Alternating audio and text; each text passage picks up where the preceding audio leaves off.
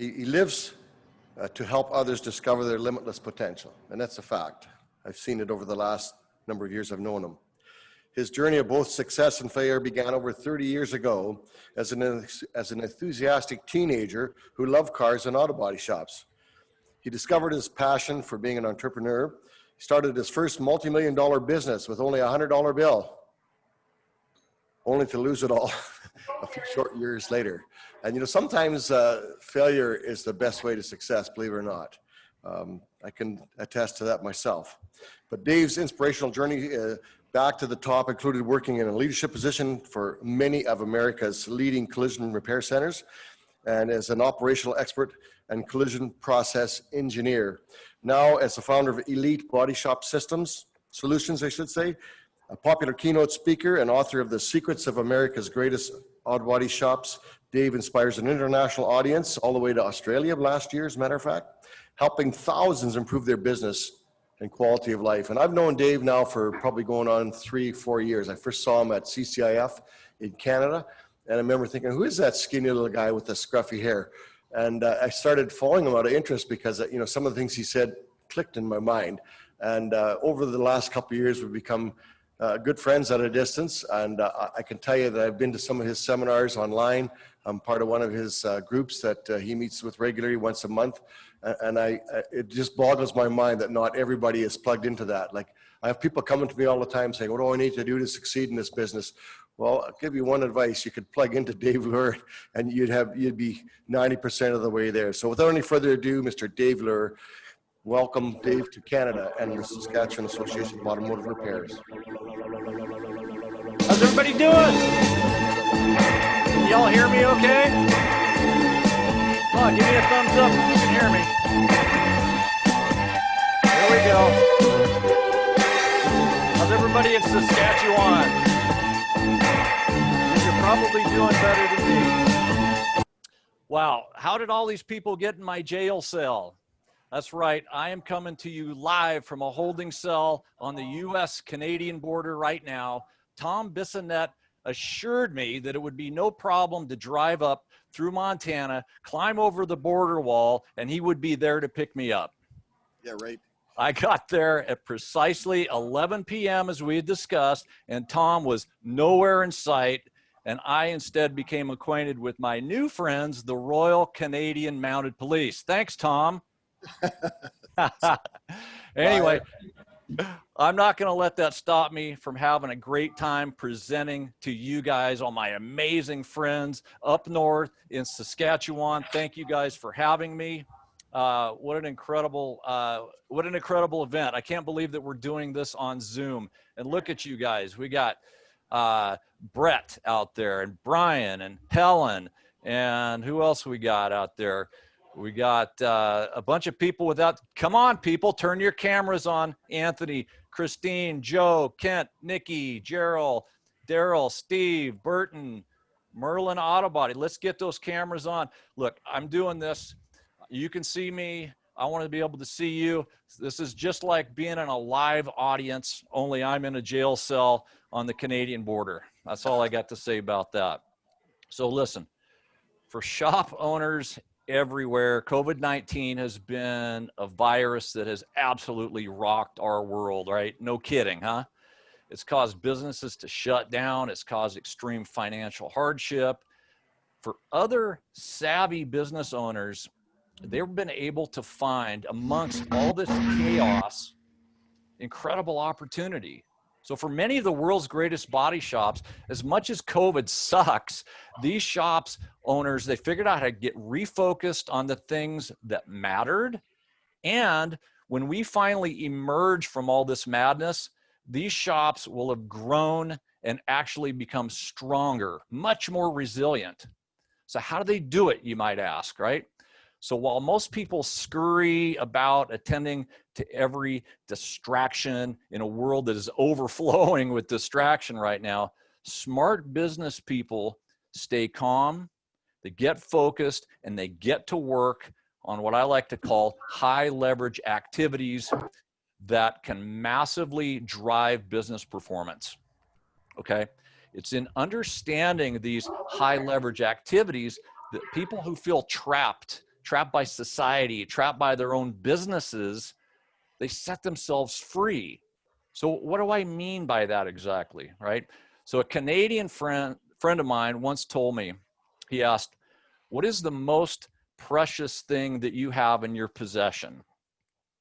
I said, oh, I don't know. I'm rather fond of my beer refrigerator. He says, no, dummy. Think about it. The most precious thing that all of us have. Now, that was funny, folks. Come on. The most precious thing that all of us have is time. And my friend could not have been more right about this. Money comes and goes. Toys come and go. Wives come and go. Oh, right? But we can always get more of these things. However, once a moment of time is past, it's gone forever, baby. It's gone. So it's because of this that I've become incredibly passionate about using the finite amount of time that I have to be more productive in my life. And I'm incredibly passionate about teaching others to honor their time by using it on the things that truly matter to you and your business. Productivity, right? The definition of productivity to me is whenever I'm taking action on something that is moving me towards a desired result in life, right? What productivity is not is working your tail off on things that don't move you or your business in a positive direction. And we're all guilty of that, right? Let's have a moment of truth here. By show of hands, come on, get your cameras on. By show of hands, how many of you open your business each morning and then the day totally runs you? All of a sudden, it's 5 o'clock. You look down at your watch, it's 5 o'clock, and you still feel as though you haven't accomplished a damn thing all day, right? You know what I'm talking about. So I want to share a story with you here about a man named Carl, right? I once met this guy named Carl, and like so many others, he started out as a technician back in the early 1970s. You know, like a lot of us, working at a local dealership in a small town he grew up in Midwestern America, okay? Very skilled technician. He left his dealership job when bitten by the entrepreneurial bug, right? And soon found himself self-employed. So at first, everything was amazing, right? The people in his small town quickly became familiar with Carl's body shop because of his excellent reputation and quality repair work, right? He made a decent living, and he was able to marry, have a couple kids, and eventually was able to purchase a nice home. I mean, he was really living the dream, wasn't he? But this is where the happy part of the story unfortunately ends. And not just with Carl, but for many technicians turned business owners. Even though Carl was able to grow his business throughout the 90s and the early 2000s, Carl's body shop was unable to grow past the point of his skill set as a business owner. Does that make sense? This is actually a very, very common problem that our industry is going through. See, businesses cannot grow past the level of company competence, right? He no longer found himself running a business. It was running him, and it was running him into the ground, right? With failing health and his own children refusing to work for him, Carl found himself trapped, 72 years old, chained to a business that he no longer wanted. But he couldn't leave. He had no money. And even if he sold his business, the business wasn't worth enough to take care of he and his wife in retirement, right? He hadn't invested in hiring the right kind of people. So each day, whether he was feeling like it or not, right, he would have to go to work. That business owned him, right? And I share this sad story because in my line of work, there are Carls everywhere. You see, folks, the thing that hurt Carl the most was not his repair work. It was great. It wasn't that he wasn't born with the entrepreneurial gene or that he was raised in a poor, crappy family. Carl's problem was simply this. He was only passionate about repairing cars. So what's wrong with that, right? In most markets today, collision repair is being dominated by business people, not technicians. I know that's a hard pill to swallow. It was for me too.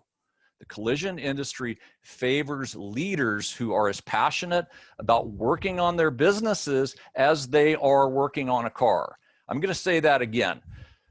This industry favors, I don't care if you're in Canada, the US, or anywhere on this planet, the industry favors leaders who are as passionate about working on their businesses as they are working on a car.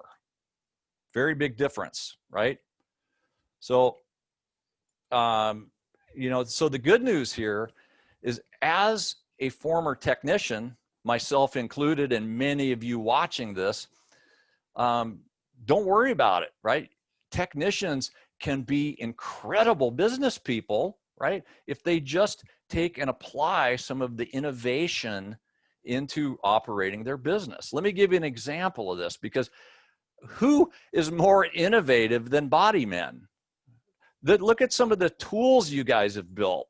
Here's a hammer, right? And a wrench, and then I think this next one was created by you Canadians, I'm pretty sure. But, anybody as innovative as body technicians and painters, right? You guys have the ability to build amazing businesses if you put this innovation to use on the business, right? You, my friends, don't need to be Carl. Today, I'm going to challenge you to get real about your productivity. Remember what I said productivity was? Today, I'm going to challenge you not to work harder, because you already work too hard, but to perform different work instead. My hope for you today is that you will take a giant leap where you truly own your business instead of your business owning you. Are you guys ready to get started? Are you ready? Say aye. Come on. Say aye. I'm ready to go here. We are going to learn some stuff today. Today, you are going to learn about some key financial metrics to focus on. I know there's a lot of numbers out there. Well, which ones are going to drive business performance the most? What creates employee engagement? This is another thing I hear from business owners all over the world, that I suffer from employee engagement. They don't want to work. They just want to stay on their cell phones. We're going to talk about that today. How to know if your customers will actually refer you instead of just say they will refer you. You're going to love this section, right? We're going to talk about the root problems that are causing most of your process instability, the things that make you run around putting fires out all day long. We're going to address the 3 root problems on that. And we're going to talk about some ways to also eliminate risk that may be jeopardizing your business, right? So who am I? I think a lot of you guys know me. Tom, thank you for the very pleasant introduction. I have been in this business a long time. I started out as a painter I was working at a neighbor's body shop in Oregon, and when I was 15 years old, in the afternoons, I would leave school early, go to work for my neighbor's body shop. That's how I got started. And by the time I was 22, as Tom alluded to earlier, I didn't want to work for somebody. So I started my own shop and grew that, lost it, went through some tough times, but I ended up working for some incredible businesses all over North America that really helped me develop myself into, a process expert. Some incredible jobs. Then I was working for a business here in Middle Tennessee, where I live now, and this company was bought out by a consolidator, and so that gave me an opportunity to dig deep, to find my entrepreneurial roots once again. And that's when I started Elite Body Shop Solutions in 2014. And what a ride it's been. You know, with my co-author, Stacy Phillips, we wrote The Secrets of America's Greatest Body Shops. I've had the opportunity to travel all over this amazing planet and give speeches and things like I'm doing here now with you guys. And most recently, we have expanded our services. We now have mastermind groups for independent collision repair shops. And we have our Elite Body Shop Academy, which is an online resource that's just chock full of information for all of you. So that's a little bit about me. Today, we're gonna go through a framework here. And we call this framework the 5 pillars of success.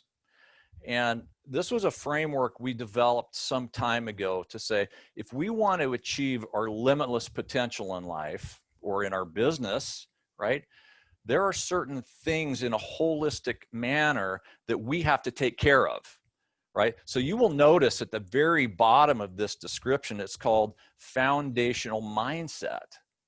So what do you think that means, right? We can't build any of this other stuff unless we get our brain working right. We got to stop that stinking thinking and start thinking like winners instead of victims. And that's really what that's all about. I could do a whole program just on that section, but I won't, I promise. But we've got to get the mind right before we can build incredible businesses. Once we've done that, then we've got what we call the 5 pillars of success. The first one being financial health, right?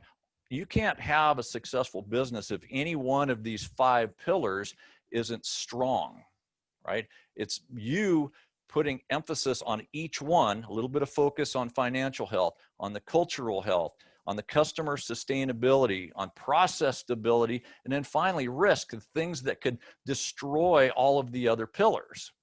And so we're going to go through this framework today and teach you just a couple of key takeaways, some important things that you can be work on, those high leverage activities that are going to move you to a higher level of business performance, okay? Get your notepads out, take some notes, because this is going to be some good stuff. All right, so we are going to, so one thing that I wanted to point out is, as we go through this, we're going to be talking about attacking a lot of the problems that you experience at the root. See, one of the reasons that most people feel like they don't have enough time. So, you know, I could see some of you cringing, you know, the moment I brought up all these pillars and all these things that you need to work on, right? And I'm going to teach you some habits, some new habits towards the end of this program where you're not going to feel so overwhelmed. But the reason most people feel like they don't have enough time, which as we agreed is the most precious thing that there is because of the amounts of time they are attending to crisis management. Think about that for a minute. How big of a percentage of your day are you running around dealing with problems that shouldn't exist? So when we go through these 5 pillars today, we're going to be talking about attacking problems at the root, so that you don't have to deal with all these other problems, right? In life, most solutions to real problems lie upstream from us, right? In society or in your body shop. Let me give you an example of this. In the US, we boast some of the best doctors in the world, only because we have the worst preventative care in the world. So you must focus upstream and attack problems before they start. I hope this is making sense. See, in a body shop, you know, we used to pride ourselves, and some of you still do, we pride ourselves on our ability to go out there and be a great crisis manager. You know, back in my 20s and early 30s, man, I mean, we took a lot of pride in that.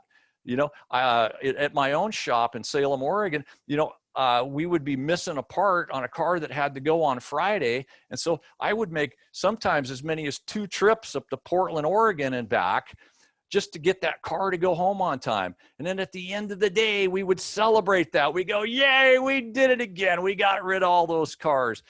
and whoo, we're tired, right? That's madness.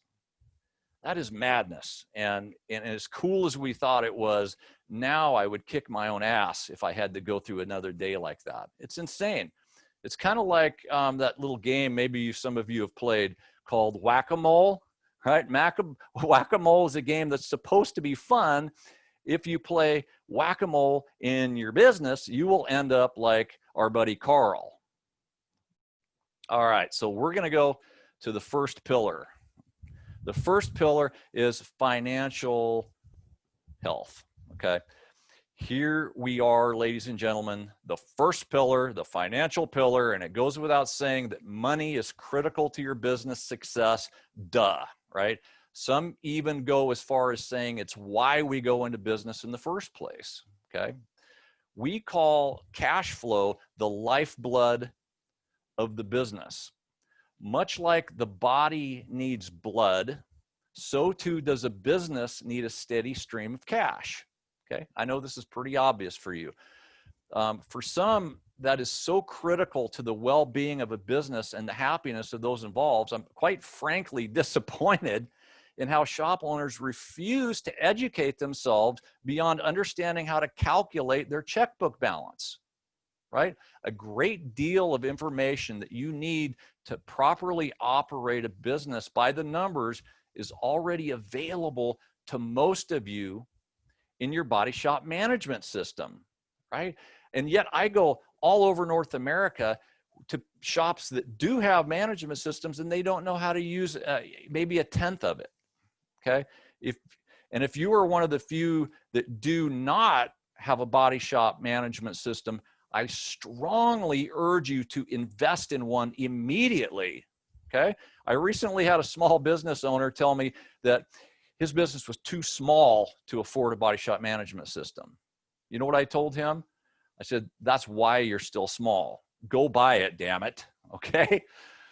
So let me give you some financial numbers to focus on, okay? So for the rest of us that do look at KPIs, are you looking at the ones that matter? Are you playing mathematical masturbation of meaningless metrics and ignoring the metrics that matter? Because a lot of people do that. Look, I believe there's a lot of important numbers to look at, but I recommend starting out by the ones that you can control in real time whenever possible, right? So listen, there is a time to look at profit and loss statements. Profit and loss statements usually come out around the 15th of the following month. That's important information, don't get me wrong, but it's also a history report. So one of the things that I'm going to spend a lot of time talking about today is how do you look at KPIs in the moment so that you can take a more proactive approach to your business development. See how that works? And I've got 3 primary numbers to get you started, and they are these. Break even. So I'm going to show you how to calculate this thing. And number 2, we're going to show you how to create a simple budget. And number 3, we're going to talk about setting monthly and then having daily goals that you monitor, right? And if you monitor these in real time, you'll be able to make business adjustments so that your history report looks a little better. Does this make sense? So listen, I prepared a little gift for all of you. And Tom, if you're out there, did you send everybody our 3 tools that we sent out? Yep, hopefully he did. I think he's maybe emailed it or made it available to you in some type of a download. But we sent you all a break-even calculator that any of you can use, and a budgeting tool, and also another daily KPI tracking tool that I think you guys are really going to enjoy. So we're going to start with the first one. We call that a break-even tool.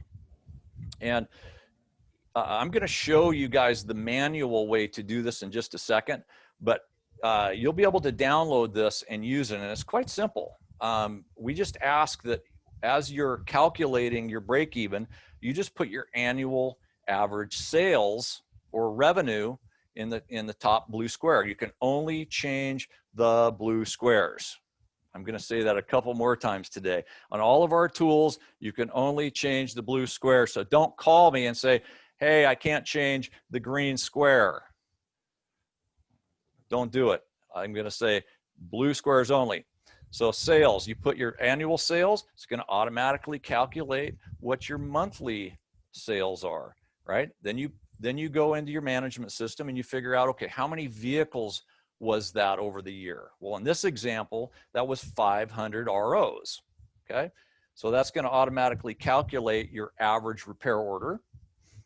And then you put your gross profit, right? Also from your financial statement. What was your gross profit for the year, right? And then you plug in your, what we call the total non-direct expense. Okay, so this is everything, some of us call this below the line, everything that's not a direct cost. So things other than what you paid your techs, what you paid for your parts, what you paid for your materials and sublet. Okay, everything below that is we're lumping it together into what we're calling a non-direct expense, and you just put your total annual amount in that.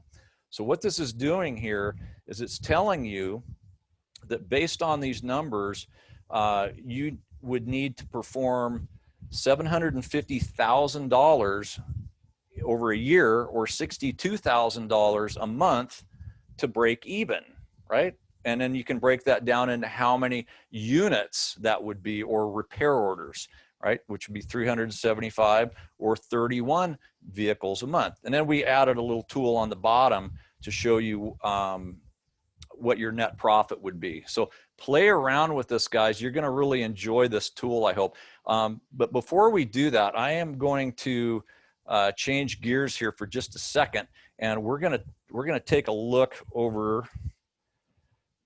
And we're going to do a little bit more training here. Okay, if it'll let me. I'm trying to change my camera. And if we can't change the camera, we may.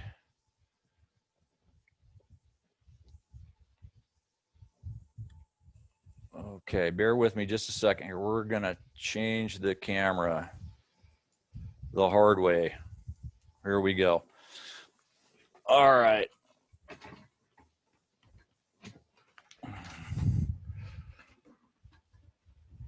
There we go. Can everybody see that? Yay. The camera thing actually worked. So all we're going to do here is we're going to calculate a break even so that you can learn how to do this. I know I've given you a fancy tool to use, but I want you to understand the math behind it. And anybody can do this relatively easy. So if we're so these are some numbers that you're going to need to know in order to calculate it. So if, let's just say that our monthly average sales is $100,000, and I'm left-handed, and I didn't think this through very well. $100,000, and you've got an average repair order, which would be, let's just say $2,500, which would mean that you're doing 40 units, okay? $100,000, $2,500 average repair order, that's 40 units, okay? So your direct cost per unit is your average RO, right, at the direct cost. So an example here would be $2,500 times 60%. So you're, you know, just taking like a national average of 60%, which would leave you a 40% gross margin, your direct costs are usually about 60% of your sale. So that would mean that at 2,500, that would leave us about $1,500, okay? So we took average RO at direct cost, and we used the number 60% to get us 1,500. So the operating cost per unit, this is the other thing that you need to know. And this, again, this is the below the line operational expense that you incur just by opening your doors. Now, in most businesses, that's around 30%, okay? So let me try to do this right-handed. Usually that's about 30% of sales And you know, yours is going to be unique to you, but this is just kind of industry averages.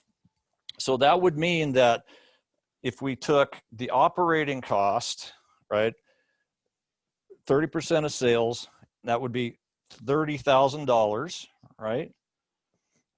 And at an average, right, divided by the number of units, that's going to give us $750.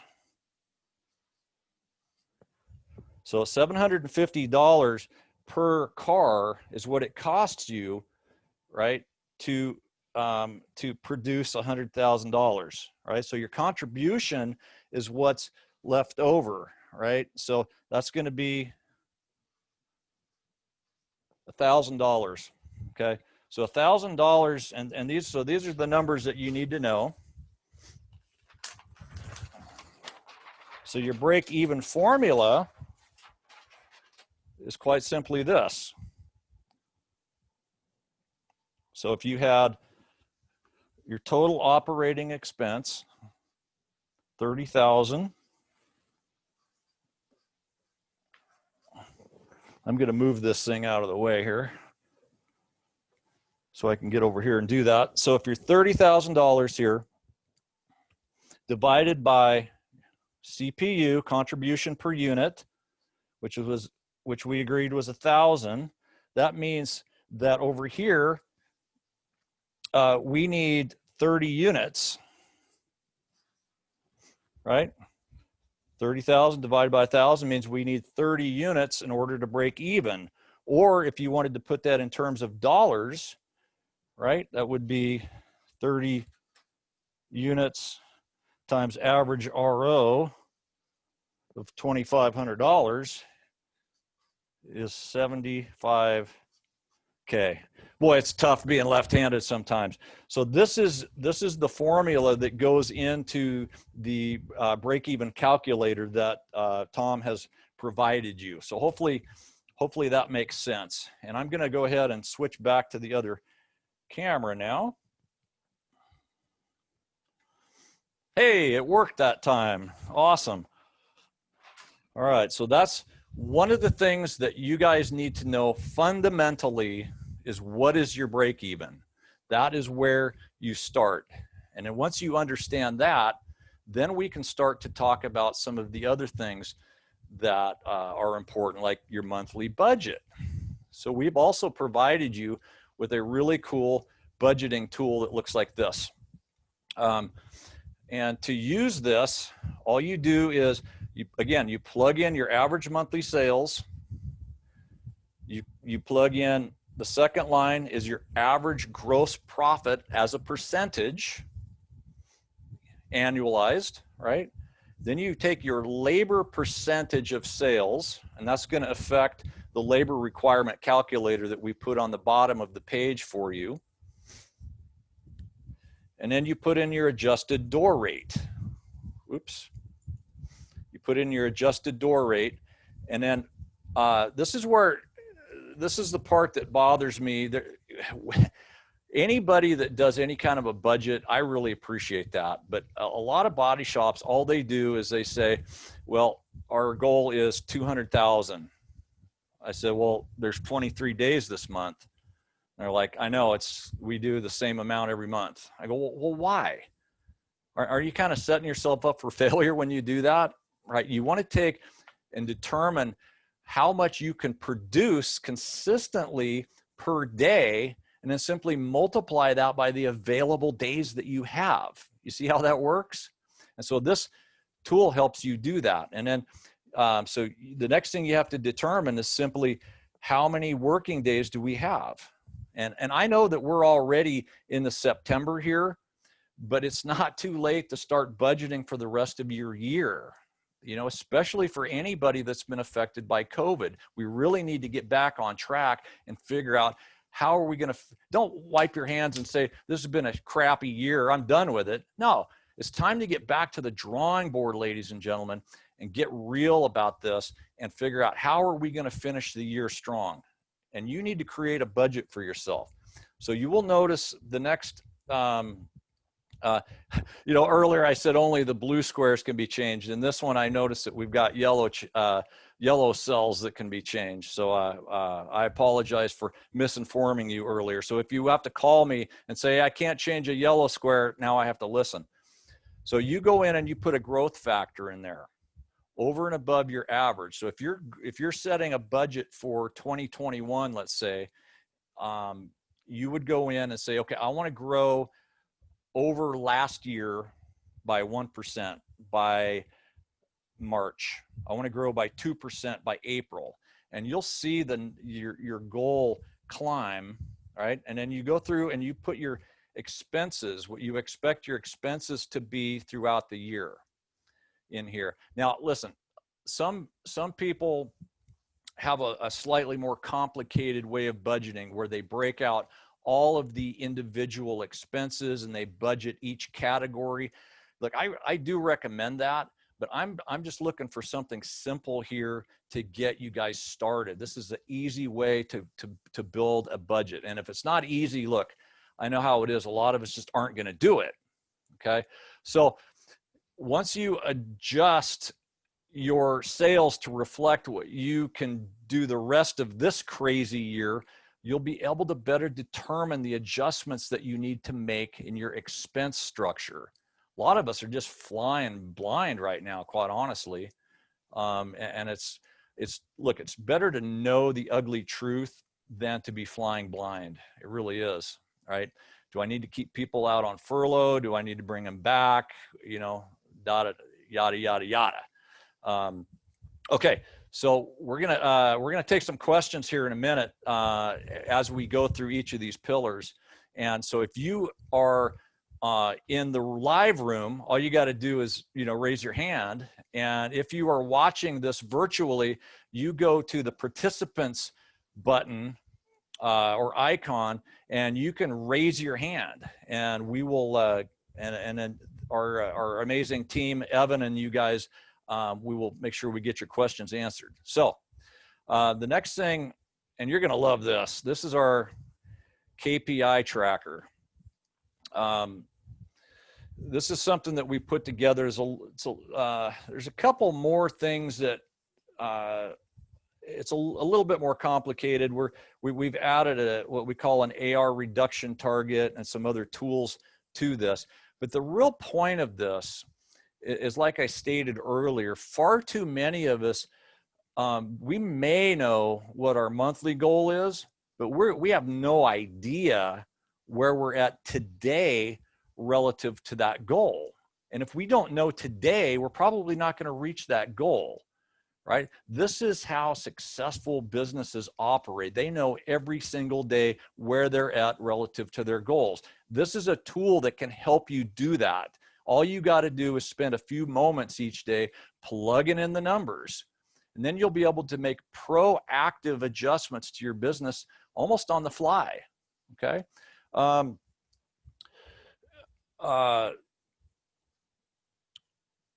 Look, so I'm going to show you a couple more slides on this, but I implore you to stop leaving your financial future to chance and start building the financial future that you want now, right? I've given you every tool to get started, so there's no more excuses here. Can I get an amen? Okay, so here's a couple more tools that you can use. So this is another blue square one. So you would put your name of the body shop in there, your monthly sales goal based on the budget, how many working days, AR reduction target. This means that you have accounts receivable out there and you want to reduce the AR over the previous month. Now this is important, and I'll show you how this plays out in a minute. You put your monthly labor hours goal in there. You put your average repair order dollar amount, and then you put your labor rate, and then you put your cycle time goal in there. That's right. You're going to put your cycle time goal in there. And I'll show you. And then this is the tool that you will use to go in each day. You simply blue squares only, unless it's yellow. And you put the date in there, and it'll automatically populate the day of the week. Now you're only putting in, and I want you to make a note of this, please. If you're going to use this tool, make a note of this. You're only putting in the working days, not, and if you're closed Saturday and Sunday, those are not productive days. Those are not working days. So you only put the working days dates in here. And each day you put these 5 fields in, starting with daily deposits. That's literally how much money went into the bank today. How much money went into the bank? Because cash flow is important, isn't it? And I see far too many shops that are profitable on paper. In other words, their profit and loss statement says they're making money, but they go, where is it? Where's all the cash, right? Your cash is usually hiding in 2 things, work in process and AR. So put the daily deposits in there, then put that number of labor hours that are delivered that day. And for most of you that have management systems, this is relatively simple. You just print a report and put the number in there, right? And then daily sales, this is not to be confused with how many estimates you wrote, but the daily sales on the vehicles that went and were delivered that day. The dollar amount of the vehicles that went home that day. Then you put in your work in process. And then we added a new field here called scheduled work in process. So you can always see how much work you've got coming in. Now, this is all going to make sense here in a second as you see the next slide, because if we want to run proactive businesses, ladies and gentlemen, we need to have the metrics there each day so that we can make adjustments in your business. So right here, this is an example of after you've entered in, put those entries in there, you can see here that in this particular shop at Elite Body Shop, they are behind on their deposits. So what does that mean?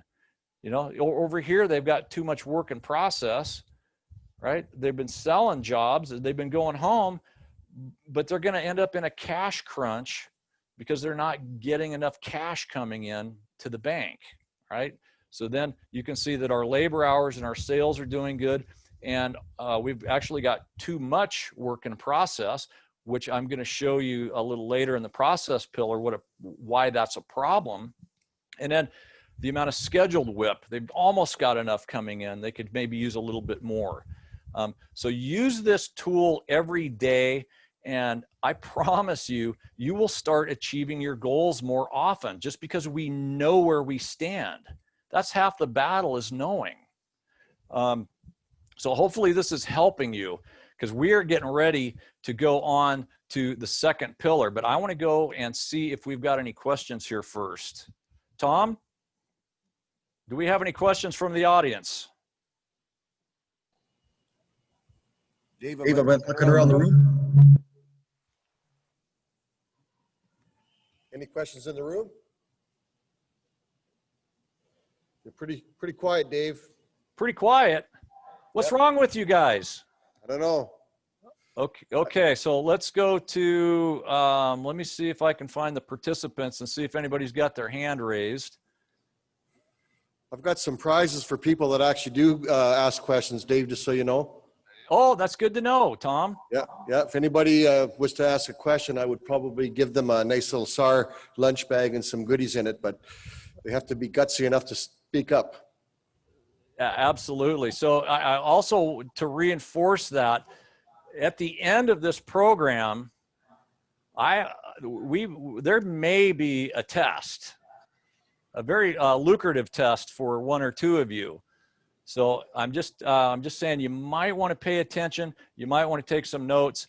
You know, if you're at work, do yourself a favor if you possibly can, and close the door and say, I'm here to learn today, right? The business, I know everything's going to be screaming at you, but if you can pay attention through some of this, I think you're really going to value what we've got to say today.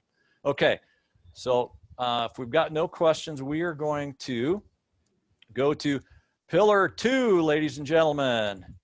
Pillar 2 is what we call cultural health. There we go. Pillar 2. So if financial health is the lifeblood, then cultural health is the soul, right? The thing that people often don't recognize, which can be scary, is that a business's culture is most often a direct reflection of the owner of that business.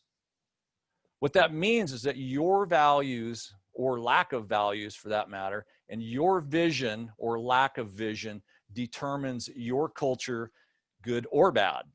Unfortunately, most shops don't realize that they can build the kind of culture that they want, as opposed to just settling for the one they have by default. So what is a culture anyway? A culture is like the accumulative values and behaviors of your entire organization.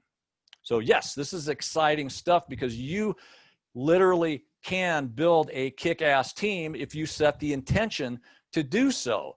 Learn some new leadership skills, follow my advice on a couple things, and you can do this today.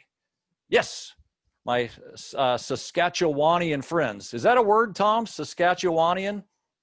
Or did I just make that up? No, that's good. Okay, good. I thought I was going to get credit for inventing something. But so for you, my friends, you get to determine your current cultural health and then build the one that you want. You don't, if you got a crappy culture now, you're not stuck with it. Okay. So look, the 3 things that you see on here are what we call the 3 root causes of non-engagement. And we actually borrowed this from a great book that was called The Truth About Employee Engagement by the author Patrick Lencioni. He's got a ton of really, really good books. And we've determined, or he's determined rather, that there's 3 root causes of non-engagement. And this was kind of a really eye-opening and a framework that we've been using now for several years to help business owners like yourself really build that winning culture that they want. The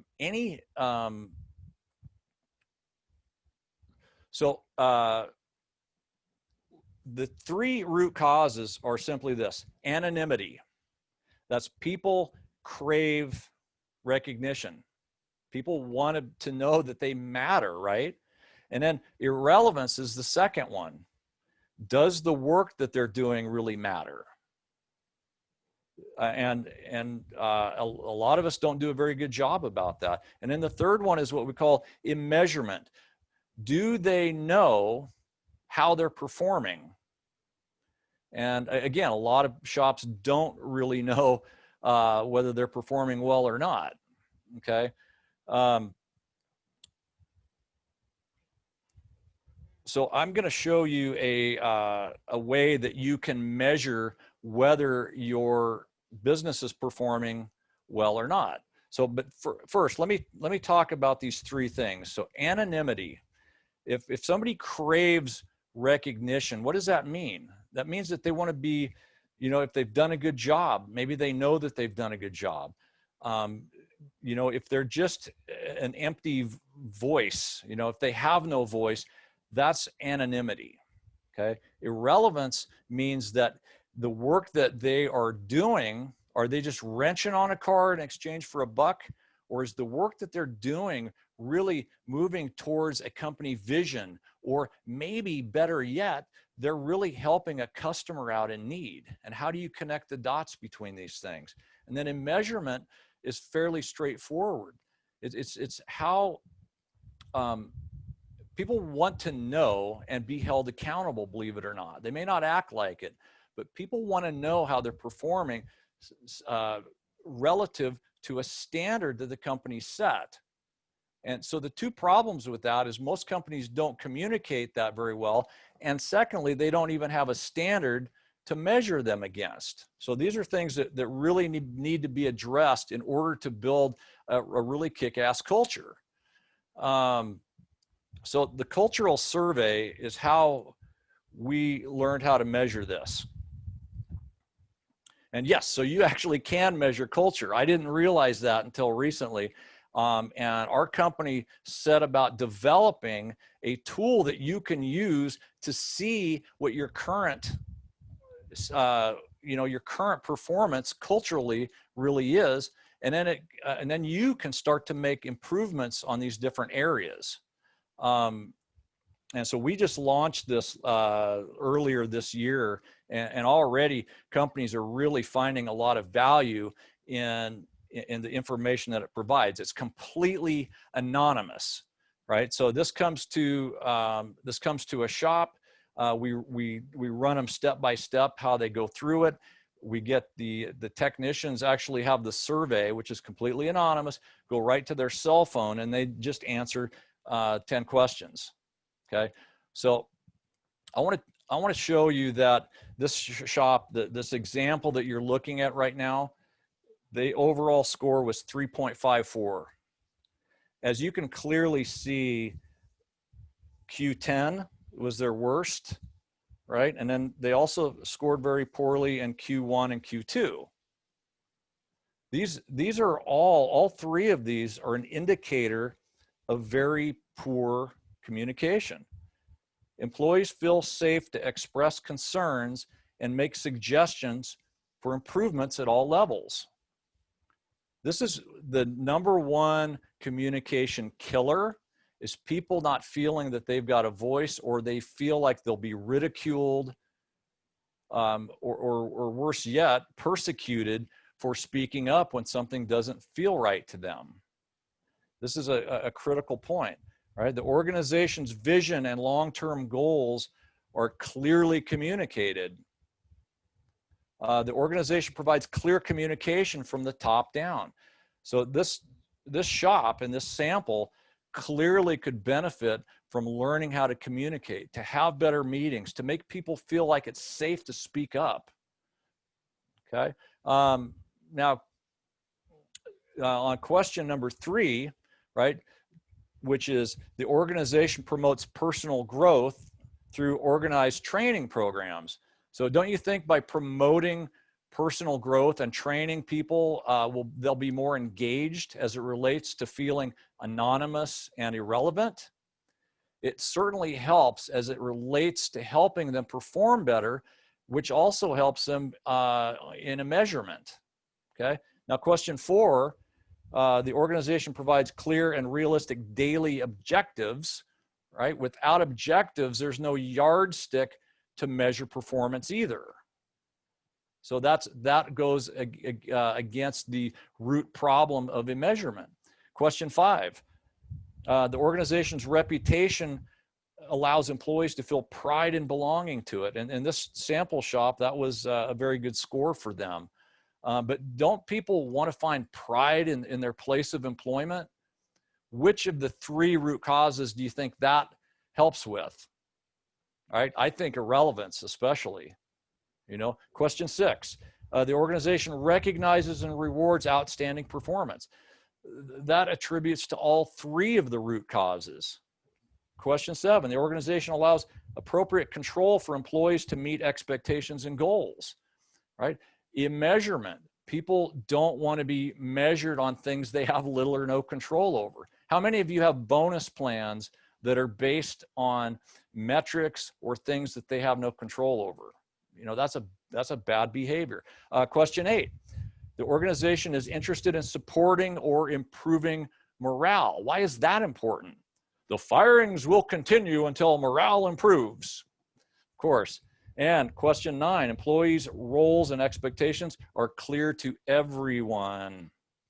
And of course, people understanding their roles and what is expected of them affects all 3 of the root problems, right? Especially a measurement.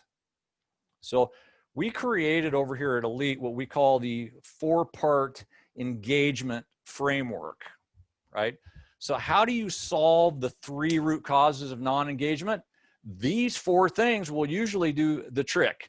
And when we talk about high leverage activities, these are 4 high leverage activities that you as leaders can deploy to cause a cascade effect of engagement issues, right? When owners start complaining to me that their millennials won't stay off their cell phones, I say, why should they care, right? Or when they whine to me that the techs leave all their dirty dishes in the break room, right? They say, I hung up a sign that said, please clean up after yourself, and they still don't. You know what I say to that? I say, why should they care, right? Then they answer, well, because I pay them, don't I? Yes, and they can get paid that amount right down the street at your competitors too. So what makes your shop any better? Guys and gals, it's not that complicated. Just start working on these 4 things, right? And we're going to give you some examples here. So meaningful work. Make them feel the work is important to the customer and their family and how safety matters to them. That's meaningful work. It's, you know, if people are just heads down turning wrenches, how meaningful is that other than, yeah, they'll get their paycheck, but people really want to feel like they're working on something bigger than themselves. Okay. So relevance, how does the person that's doing the work, how does this affect meaningful work? Well, you have to connect the dots, for example, for how the cleanup guy, the guys that's out there cleaning the cars up all day, how he or she made someone's day as a customer. And you can do this internally too. A body man's quality makes the painter's job easier, right? People want to feel like they're relevant to creating meaningful work. Does that make sense? If it doesn't, I expect some questions coming up here in a few minutes. Clear expectations. I can walk into nearly any shop in North America and the owner or manager will tell me their workers know what is expected of them. As you saw from this cultural survey, they rarely do. Think about that. Let's get real with ourselves if the expectations are actually clear enough. More communication, better communication, and don't provide the painter with a paint list with 10 cars on it when you know the most he's ever painted in one day is 5. They're not going to take your communication seriously when you act like that. So let's get real. It's a to-do list, not a wish list. And then finally, number 4 is gamify. There was a book that came out called The Game of Work, Chuck Coonrat. We love that book. I know Tom's read it. If you haven't, it's a really good book if you can still find it out there. But gamify is a trick that I've done very well over the years. You want engaged employees, make it a game. Now picture here for a moment. You go to a hockey game and you're sitting in the stands and there's a bunch of dudes skating back and forth, shooting a puck at each other, right? But there's no scoreboard. So you have no idea who's winning or losing, right? There's just a bunch of guys going back and forth on the rink, right? So how long would you sit there and watch that with no score? Yeah, I wouldn't sit there for 5 minutes, and then the players are going to get fed up and leave too, right? The point here is that, you've got to gamify your business and make it more game-like. So why do you think people spend hours, and I'm sure up in Canada you've heard of Candy Crush? Anybody heard of Candy Crush? I see some heads nodding. Why do you think people spend hours and hours playing these type of internet games? Any guesses? It's because it keeps score. That's it. The most mundane, boring game in the world, and people will play it for hours because it's keeping scores. And there's levels to attain. Think about for a minute how maybe you can keep score at your business and how you can always have another level to attain. This is one of the biggest ways to keep and get people engaged in your business. Do you ever notice that people will work harder on their recreation than they do at their work? I've got a client out in California, And this guy loves to go mountain climbing, you know, doesn't particularly like to be at work, but he will spend like an entire day prepping to go to the mountain and then work harder than any person I've ever seen trying to get up this damn thing. Why would he do that? Right?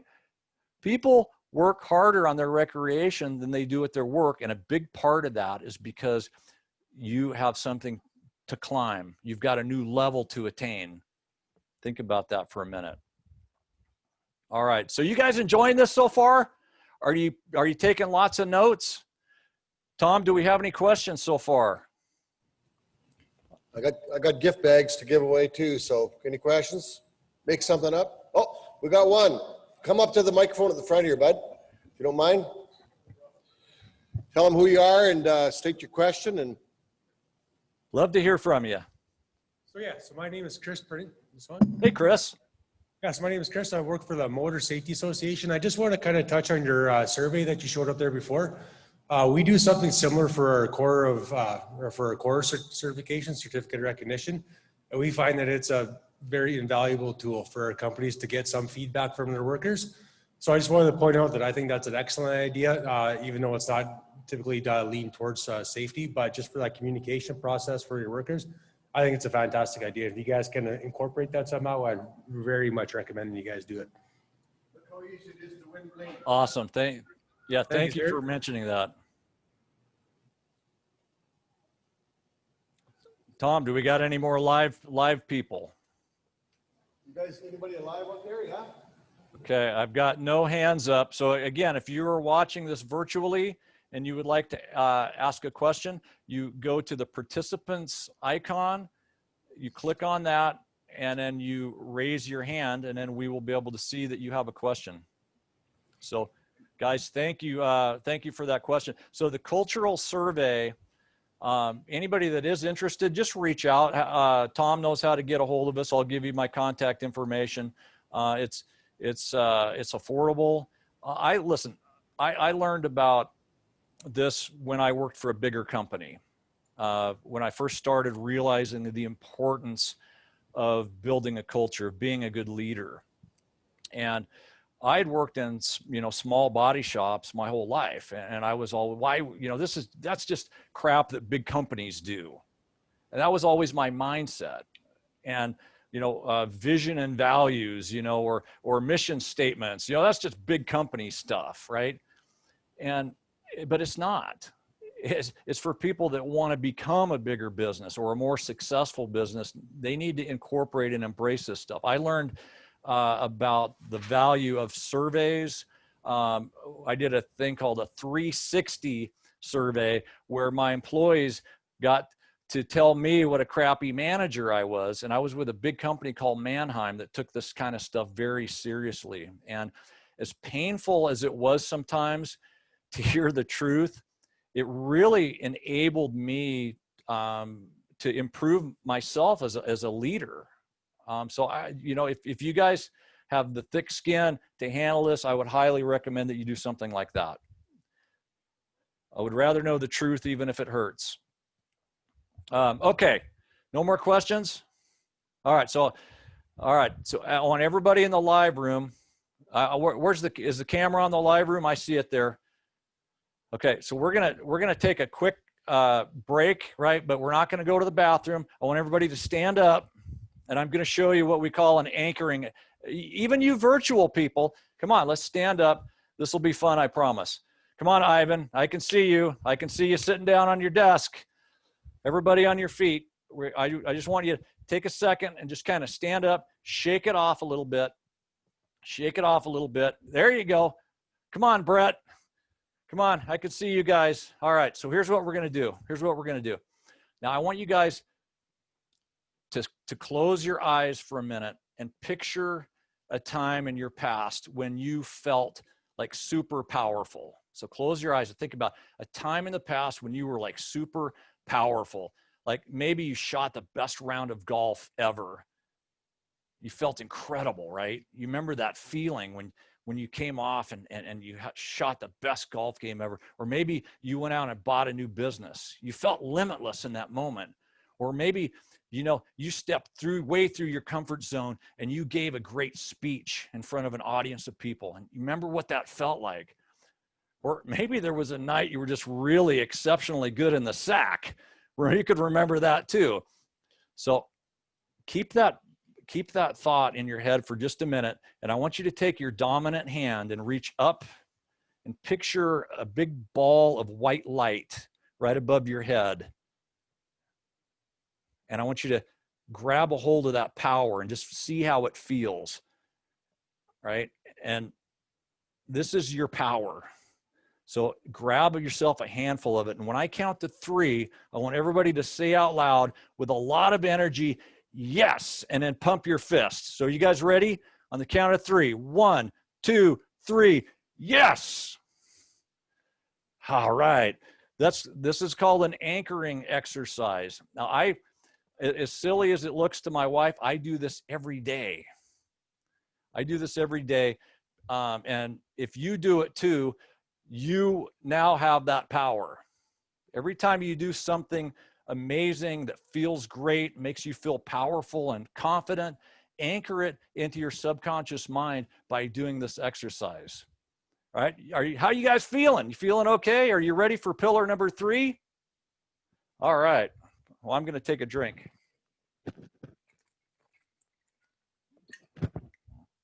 All right. Some of you think I'm nuts for doing that. Give it a try.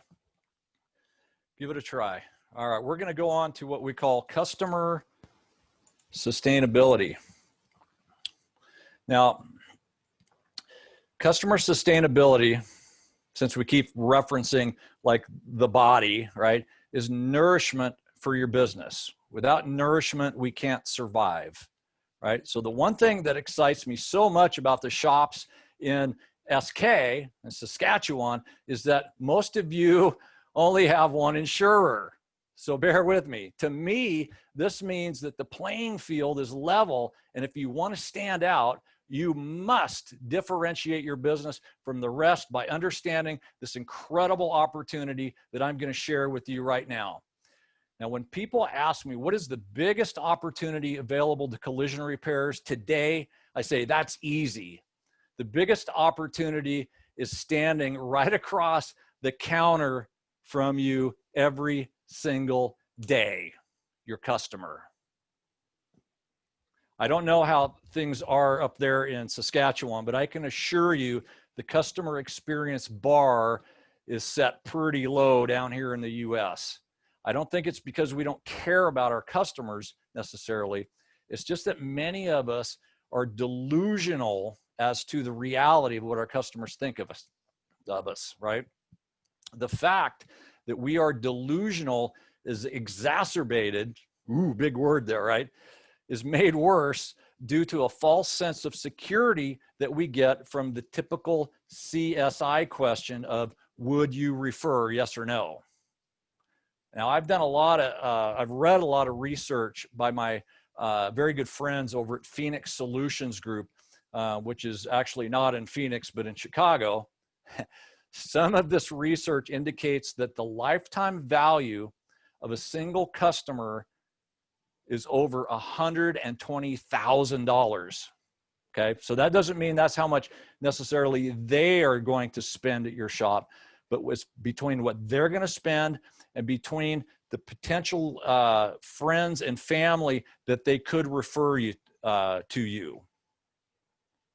So $120,000 per customer. So what do? So in a typical body shop, we put our lowest paid, lowest trained person in the front of and interacting with a person that represents $120,000 of lifetime business. Sounds kind of insane when I put it like that, doesn't it? So how do we take advantage of this incredible opportunity? And like I keep saying, we focus on a small handful of high leverage things. 3 of them. I'm going to show you a proven way to do this. Okay, so before I dive into the 3 emotional triggers, as I call them, I want to briefly discuss the benefits and limitations of a standard CSI survey. So first of all, I'm not poo-pooing CSI surveys by any means, because I like the feedback. I like to know where I stand with my customers, and I like to know quickly, right? But human emotions are tricky to understand. Therefore, baseline metrics such as the standard CSI or an even more in-depth net promoter score, it's not enough. It doesn't tell the whole story. In fact, at Phoenix Solutions Group, they found that those with a general CSI score of around 97%, so 97% said, yes, they would refer you. Well, guess what? Less than 10 of those would have actually referred them. Less than 10%. That's pretty eye-opening. 97%? No. They're not telling you the whole story, right? So this, my fortunate friends, is the pathway to customer experience nirvana. And we're going to explain the three of these. There are three emotional triggers that must be met in order to turn them into a passionate customer. Pay attention to this part. This is important stuff. Confidence. How do you instill confidence in your customer? I like to use the explanation of when I go to a hotel, and I'm sure everybody here has been to a hotel, and you go to the front lobby and you say, I'm here to check in. And they go, what's the name, sir? And I go, Luehr. And they go like this on their keyboard. And they go, could you spell that, please? Sure. Most people get that wrong. It's Luehr. It's not EU, but UE, right? And they go, well, oh, I'm sorry, Mr. Lear. I don't seem to have a reservation for you, and we're all full. So how does that make you feel, right? Does it make you feel confident that in that experience at that hotel? It sure doesn't. Yet in body shops every day, customers come piling in the front door, and we go to the front, and they go to the front desk, and we're scrambling around trying to find their paperwork that's not prepared. Sometimes we don't even have an appointment for them showing. That's an example of how to build confidence, right? Is through preparation. Staff courtesy, being courteous with them shows, gives them confidence, right? Another thing that we don't think about is another thing that gives them confidence before they leave their $40,000 car with you is they want to know a delivery date, okay? They want to have a delivery date that's been given to them. And this is going to matter more here in a minute when I move on to integrity, right? And I know that we don't always have a set date, but they want to know something, okay, in order to have confidence. So the next item here is integrity. Integrity simply means doing what we said we would do. So this is like the delivery date being met. So we can't meet a date if we didn't give it up in the confidence portion. So we have to meet the delivery date. We have to communicate with them as we said we would throughout the repair process. So you know how sometimes we don't want to call a customer because we don't really have anything to tell them. Their car's been sitting here for 3 days. We haven't got to it yet. Customers want to know, even if you haven't started on it, that, that you're going to make your commitment to them to communicate regularly. I would rather you call them and give them bad news than not give them any news at all. This is behavioral science that we're talking about. This isn't just a bunch of theory. This is proven research that's been done. Integrity, another example of integrity, and a lot of you will laugh because you know how true this is. Have you ever had a customer come in and you're doing like $5,000 worth of repair work on the front end of the car, and as you're preparing the appraisal for them, they say, hey, while you've got it in the shop, you mind just throwing a little paint on the rear bumper there? Just throw a little paint on it, They want you to touch up the rear bumper. And So you notice that, so now they drop the car off, you do the repair work, and the rental car pulls in, they get out to inspect their newly repaired car. What is the first part of that car that they look at? Any guesses? Right. You're exactly right. They're going to look to see if you touched up that scratch. I don't think they even realize they're doing it. They want to prove you right. They want to have an experience with you of integrity. And if you didn't touch up that scratch or that chip, right, then they're going to start getting real suspicious that you repaired the whole front end of the car correctly. Integrity means so much when it comes to this, right? So the third one, the third emotional trigger is what we call pride. And that's how the staff at your body shop shows pride in the work that they do, right? And that's done through a warranty review. It's done through the going over the repairs at the car with the customer and how clean the vehicle is when you present it to them. So, what a lot of shops do is they get busy, right? The customer comes in, you hand the keys over the counter to them and say, hey, thanks for your business. Here's your paperwork. The car's parked down at the end of the parking lot. Have a nice day. Wrong. You don't do that anymore. You go out, you resell the job to the customer. You go over the repairs, right? You don't have to go over line by line, but you go over the estimate to where it's going to satisfy the customer's needs, right? And then you explain to them that you have a lifetime warranty on your repair job and you will stand by it no matter what. And you go over there and you present the work like you are proud of it. You show pride in your business and they will want to refer people to you, right? Think about this. Overall, those are the three emotional triggers. But people want to feel like they can safely send somebody to your shop, or they're just not going to do it. PSG's data proves that. Less than 1 out of 10 people will actually do that, even though they checked yes on the yes would refer CSI, right? People come to town, next time Bissonette comes to town, he's going to say, Dave, where should I eat tonight? And I'm going to say, you need to eat at J. Alexander's, without skipping a beat. Every one of you guys has like your favorite restaurant at your hometown, right? That you would probably refer somebody to. Well, why is that? It's because when I go to J. Alexander's, they make me feel important, right? They make me feel important, not because my ego is so huge that everybody needs to make me feel important. They make me feel important by saying, Mr. Luehr, we have a 15-minute wait, right? And it's always 15 minutes or less every time. I don't know how they do it. The food is consistently really good. You notice I didn't say great. To me, it's great, but it's no fancier than you'd get at a Ruth Chris Steakhouse, right? But it's consistently really, really good.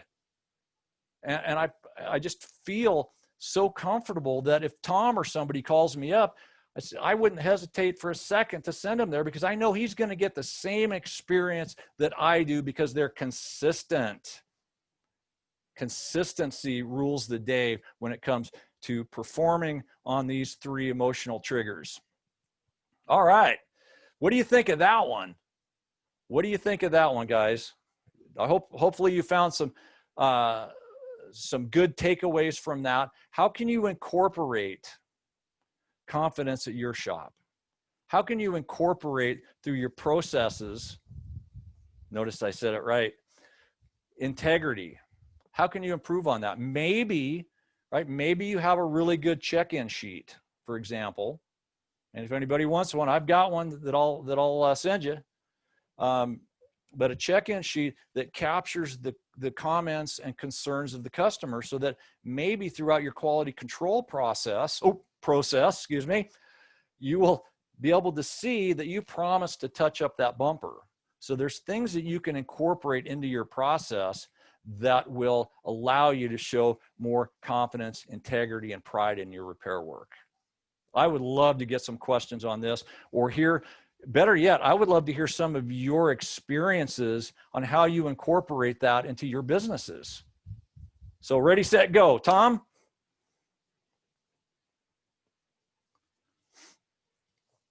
Let's get Tom's microphone turned on. Hello, Dave. So why don't you start off by sharing some experiences that you used to do? Dave, I got to apologize. I was texting to the guys at SGI. Could you answer me the question again? Sure. Yeah, I get you do have a show to run there. So we were discussing the importance of incorporating confidence, integrity, and pride into your repair process. Perfect. You know, everything you touched on in your presentation, and I read through that, you know, I was kind of chuckling when you talked about the integrity portion of it. I don't think there's a person in this room that hasn't at one time or another missed the boat on that scratch that had to be touched up. I don't know how many times, and it was you're describing it, that I've seen, and I'm probably one of the biggest culprits. And if anybody out there has come up with a solution that is 100% foolproof and takes the people out of that little decision thing, I want to know about it, because that's probably the one thing, like what else is wrong if that isn't there? And you can, like that, going back to your previous thing in that gamify, you know, you can catch people doing things right and reward that. We've used that process in our shop where when people catch on and get those little things done, we give merit points for that kind of stuff. It's easy to criticize when things go wrong, right? But it takes extra special time to notice when people are doing things right. And sometimes when things go right, we don't notice it in the body shop because it's weird. We're always looking for the problems. Focus on rewarding it when people deliver things 100% right. Absolutely. Yeah, you definitely want to reward employees for showing the correct behaviors, and that helps reinforce that great culture that we talked about as well.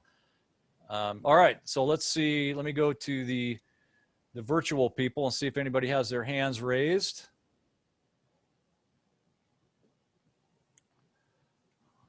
Okay, am I gonna have to break out of jail and come up there and see you guys?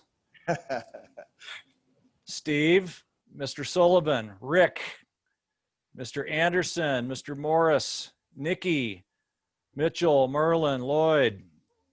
Let's get some interaction going here. I'm dying in front of this camera. I want to be able to see and interact with you guys. So hopefully some of this information is resonating with you. And if you have any comments or questions, please do that. So that is our portion on that pillar. And we're gonna dig into something that you guys will love even more, because at the heart of every technician turned business owner is the love for the process, and what we call pillar number 4, which is process stability. This is the heart of the business, ladies and gentlemen. This is what keeps that lifeblood pumping. So when it comes to process, this is where a lot of you have a fair amount of expertise, right? But expertise as crisis managers, aren't you guys getting tired yet of playing whack-a-mole each day?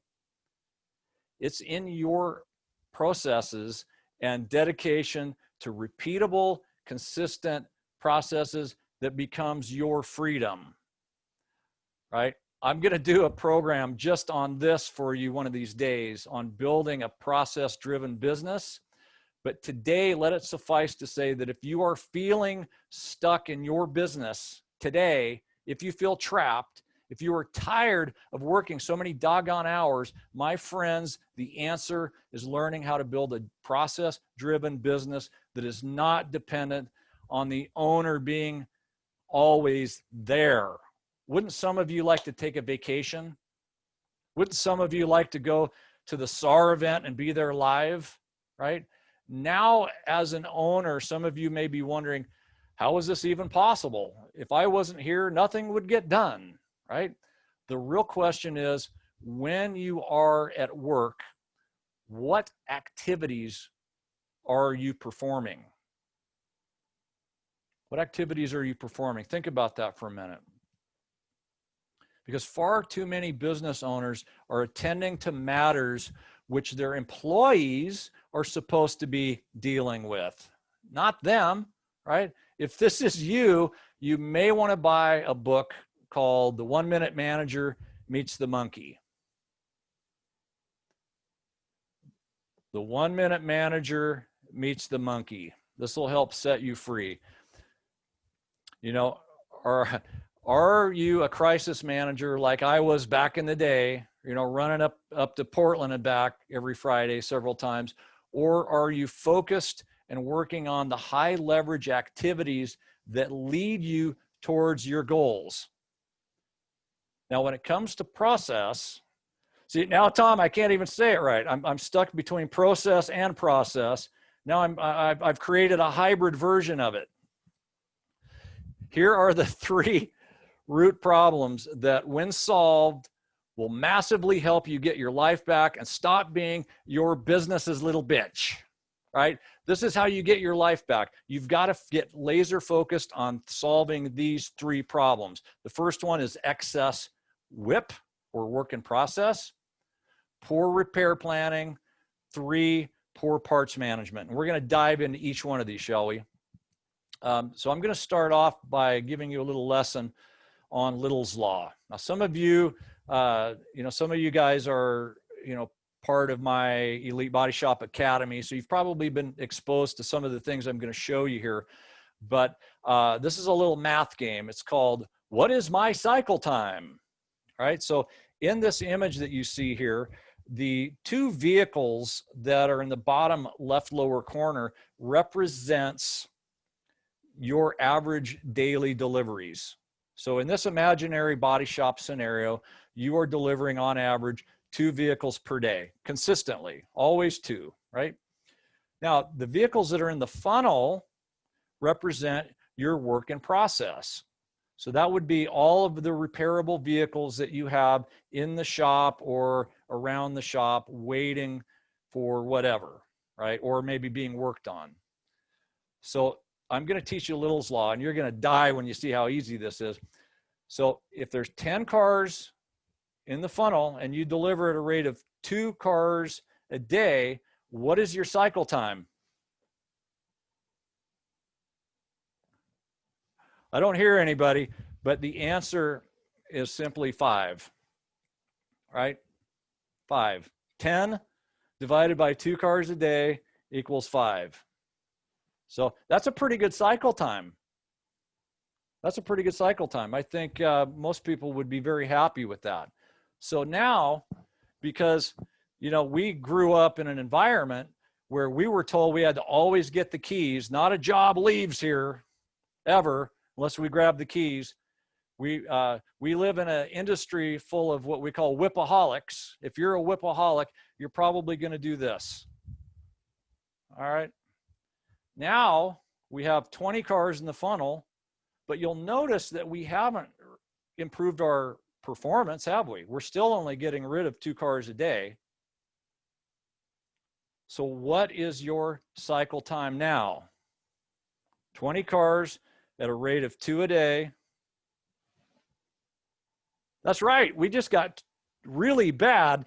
Tom, you got it right. It's 10. Yeah. So we haven't made any more money, right? Because we're still only delivering 2 cars a day, but we've just made our cycle time really crappy because now we've got twice as many cars on the property that we need. So the first time I saw this, I'd been in the business for quite some time at that point. It was one of these moments. It's like, how could something so simple have eluded me all these years? If you just know this one thing today, you'll become one of the best production managers in your province, right? It's silly. So let's break this down for you into what we call optimum WIP, or optimum work in process, because you need to determine what is optimal for you. And so you can figure out what you want your cycle time days to be, right? And basically take your work in process. Remember the cars in the funnel? If you divide that by the number of average cars delivered per day equals your cycle time days. So you could reverse the math and say, well, I am currently performing at 10 days and I would like to do 7. So it may look something like this, right? So I want my cycle time to be 7 days and I'm delivering 4 units a day. So my optimum WIP needs to be 28 vehicles. So if you've got less than 28 vehicles, you could potentially starve your system, right? And then damage revenue. If you have more than 28 vehicles, then your cycle time gets extended. And quite often, quite frankly, your expenses go up. Just think about it. If you have twice as many cars on your property that you need, don't your expenses go up? You still got to buy parts and materials for all that stuff. And you got to deal with all the angry customers that are wondering why you haven't started on it. So figure out what your optimum WIP is and then try to stick to that number. And a little pro tip here for you is, if you're at 10 right now, don't try to go to 5 days all at once. Do this incrementally. If you're at 10, go to 8 days. Figure out what your optimum WIP is at 8 using this equation, right? And once you get that perfected and you're reaching your revenue goals, then try to go down to 7 or 6. Does that make sense? So if some of you guys had questions, we'll be coming around to that in just a minute. So you don't have to do it by just units. The examples I was showing you was by just car counts, right? How many cars? You can also do, if you just plug dollars instead of units, right? So that would be $8,000 a day typical output times 7-day cycle time. Your optimum WIP would be $56,000. You can do that also over here by labor hours. 40 hours a day of output times 7-day cycle time goal. That means you need 280 hours of work in process to be your optimum. Guys, when I learned this, it blew me away how simple it was, but it so dramatically changed my world, just incorporating this thinking into how I scheduled vehicles in, and then maintained each day, right? If my goal is to have let's say 28 cars on the property, and I've got all of a sudden 35, I'm going to start in a proactive manner, start looking for some ways to get rid of those cars, right? To ramp up production, whatever it takes, because I know, hey man, my cycle time is really starting to suck here. I need to either extend the hours or figure out a way to increase productivity for a couple days to bring that WIP back down to my optimum. So it's like a game that you're playing at a nuclear power plant. You're adjusting the dials, trying to keep revenue on target, WIP on target. And that tool that I showed you earlier, remember I said I would come back to that? Your daily KPI tracker will help you do that. You will know where your WIP is each and every day compared to where it should be based on your cycle time and revenue goals.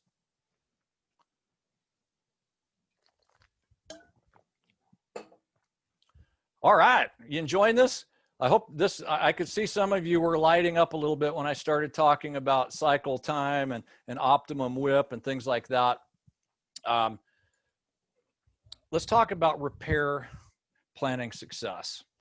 And how do we, what's really interesting and what I love about Saskatchewan and having an opportunity to work with some of you shops up there is it's a little bit different. Some of our shops, like in California, they can miss all sorts of parts on their repair plan, and the warehouse is right down the street. But you guys sometimes have to wait a few days for parts, don't you? So repair planning is extra critical for you. And I've really actually learned a lot from working with some of you on, you know, what some of you call advanced repair planning. Down here, we call it enhanced appraisals, but it's the amount of time that you spend assessing the damage so that when it does go into your shop, it flows through with no stoppages. That is the holy grail that we're all after. And that can only be done through, you know, through proper appraisal, right? I learned this technique originally, before I learned about it in Canada, I learned it from the UK. And they've got, I mean, you think we got problems. It's really challenging over in England. These guys got no place to park. They can't get parts. They end up fixing most parts, and they don't even have rental cars. You know, so it's crazy what they have to deal with up there. So they developed a program that everybody's on board. Even the insurers are on board with this, and it's called VDA, or Vehicle Damage Assessment.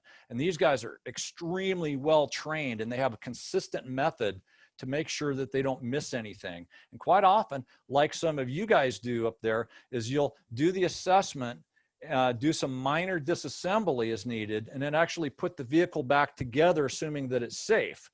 But as you are doing this nowadays, some things have changed. And a couple things that I want to draw to your attention is, you know, we've got to bake in repair methods nowadays, or what you call OEM repair procedures. We've got to make time to do that. You know, the day of the 10 or 15-minute curb written estimate, those days are gone, baby. Those are gone. And if you're still trying to do that, just stop it. It's not benefiting anybody, right? We've got to get these things done right. And, you know, so not only do we have to incorporate OEM repair methods, but don't we often have to do pre-scans on these vehicles? Can you accurately do an appraisal without knowing what's wrong in the computer system? No, you can't, right? So how are we going to make time to do all these things?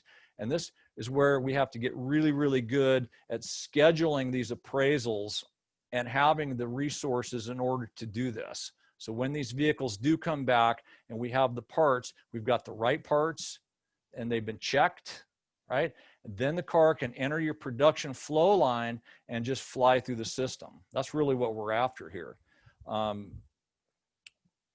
So some things, right? So how do you measure this? So if you're doing a good job with repair planning, or maybe you're not, how do you measure that? So I've got just a couple of things on the slide here to show you.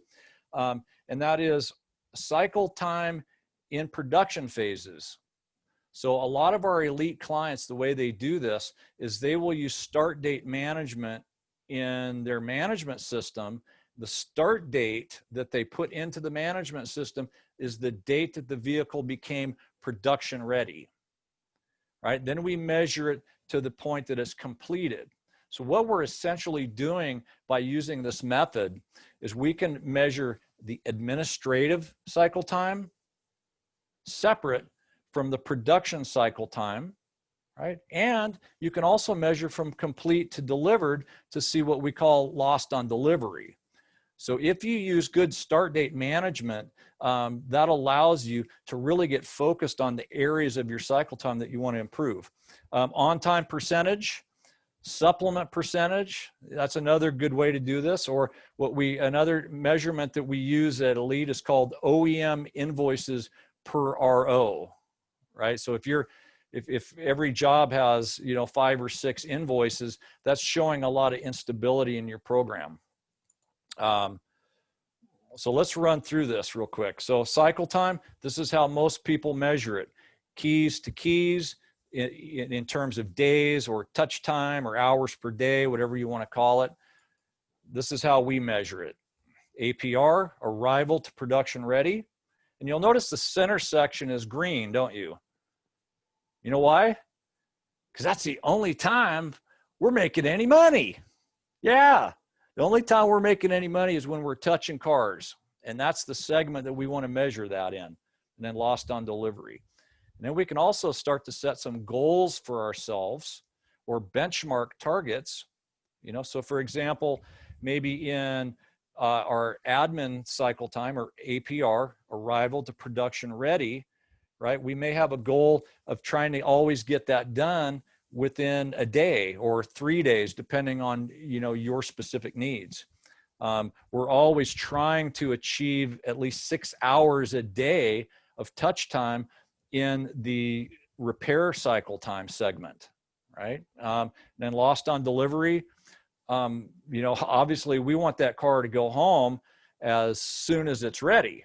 And there are actually shops, especially down here in the US, where sometimes these cars will sit for 2, 3, 4 days waiting to come and pick it up because the customer has been so poorly communicated with throughout the repair process, right? And a lot of time estimators are really bad about this communications because they don't trust their process to say, yes, Mrs. Jones, your car will be ready by Thursday at 3 o'clock.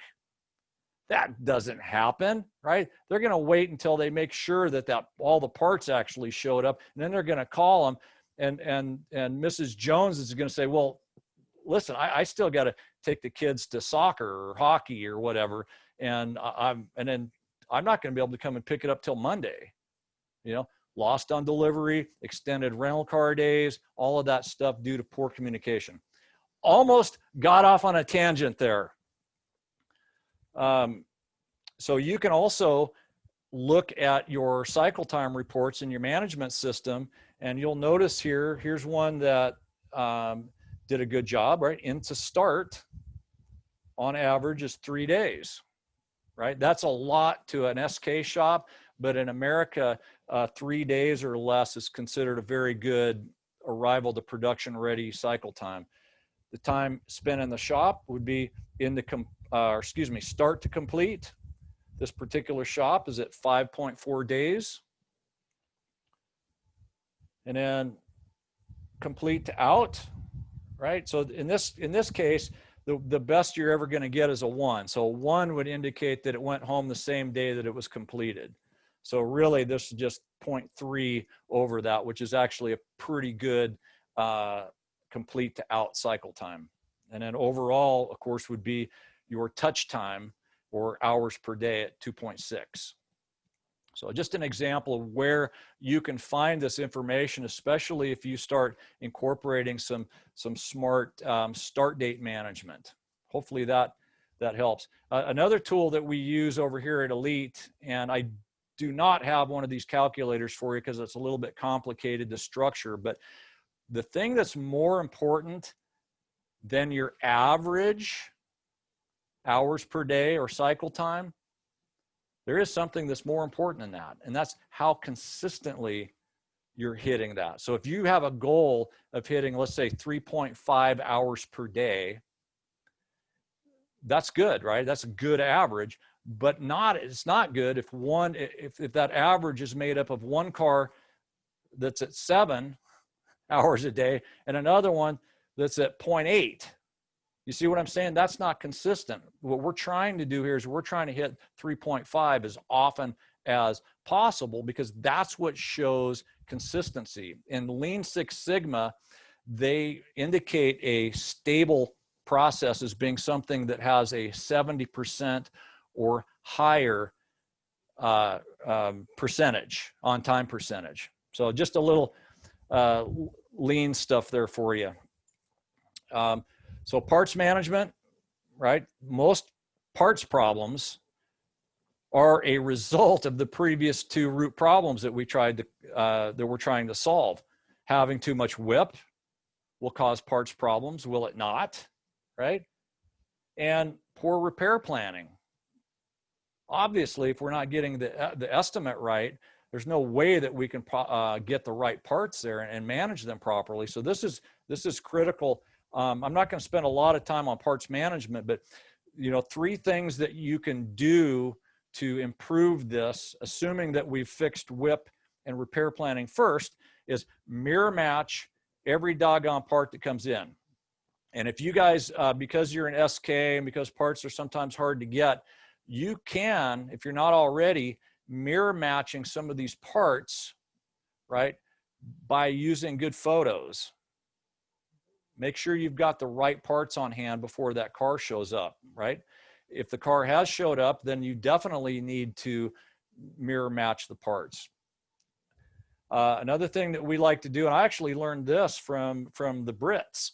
They're really big about this, requiring a single invoice from their vendors, right? Don't send me a partial order. I want a complete order before you send anything, right? I don't know how it is up in Canada, but down here we have commissioned salespeople that will, of a $4,000 order, they'll send you all of it, but that $5 part that they can't get. So they've shipped everything but the $5 part. You think they're motivated to get that for you now? They've already made their commission on the, on the bulk of it. So they're not necessarily motivated to get you that $5 part. But from your perspective, that $5 part means you can't ship a $4,000 repair job, right? So put a little, this isn't being mean or evil to your parts vendors. You've got to have a good relationship with these guys, but they've got to understand that we need all the parts to fix this car, not just some of them, so you can make your commission. So those are just some tips at some of the world's highest performing shops. These are some things that they do in regards to parts management. All right. So I told you we would go through a lot of this stuff here. But if you focus on those three things, your life is going to be so much better. No more running and back up to Portland, to Salem and back. No more of that. This is crazy. This is crazy. Put systems in place.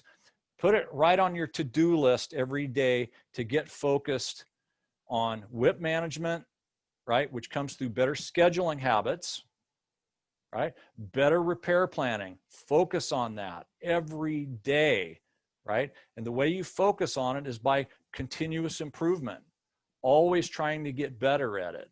Measuring when you have failures. Some shops actually have like what they call a failure log, which isn't a bad thing.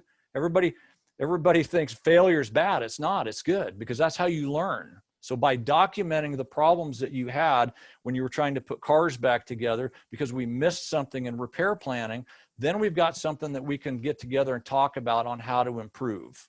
It's only through failures that we can improve. So just something to think about. So we're going to go to the fifth and final pillar here in a minute, but I want to stop and see if we've got any questions, starting with you, Tom, or just comments, right? Maybe you want to impress your friends. Let's see what you got to say. One thing we noticed in Saskatchewan, Dave, is, at least I noticed anyway, we do some key performance indicator measuring here. And when COVID hit and we were all kind of locked down, doing all the estimates ourselves in the shops, when the insurance company was no longer doing the estimates, probably a lot of people weren't bringing their cars in for repairs. We noticed a sizable drop in work in progress. And guess what happened? Our performance improved dramatically in this province. We saw touch time increase. We saw cycle time increase. Believe it or not, we even had a drop in overall severity when the shops were doing the estimates. I think they're even more honest than the appraisers are. But the point is that is a big telltale sign, exactly what you're talking about. If you have too much stuff going on in your shop and you're running around playing whack-a-mole, you got a problem. That's killing your business. You're better to get real good at doing stuff before you get too much work on the go. Does that make sense? Yep, and I agree with you. It's everywhere and down here and up there have learned that some of these shops have had record months. Their expenses went down, their sales stayed the same, their work in process went down for what was on site, and they had record months. with less whip, right? We've got to shake up that old belief that more whip equals more sales. You saw from the funnel picture on Little's Law that it isn't the amount of work in the funnel that matters as much as how much we're getting rid of each day. And your job as production managers are to put just enough work in that funnel so that you don't ever starve your system. Think of it that way. All right, any other questions from the galley? I am not seeing any hands raised. Jeff, I'm disappointed in you. Ivan, I'm disappointed in you. Joe, Kent, Christine. All right, we're going to get you guys engaged here in a minute, but we're going to go through the fifth and final pillar, which is a short one. And this is the PISC. This is the risk pillar. That's easy for you to say.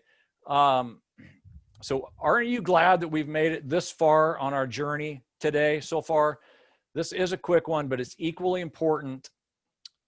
It's that, you know, it's too important to ignore. We call this the health pillar because if you don't take time to mitigate risk, to take care of your business using preventative measures, the whole business is at jeopardy, isn't it? The lifeblood, the soul, even the heart of your business is all jeopardized when you don't take care of the preventative measures of risk. So to keep this simple, I only ask that you spend time on these things proactively. It's like our little problem with healthcare in the US. You know, down here we got the best doctors only because we have the unhealthiest country. It's insane.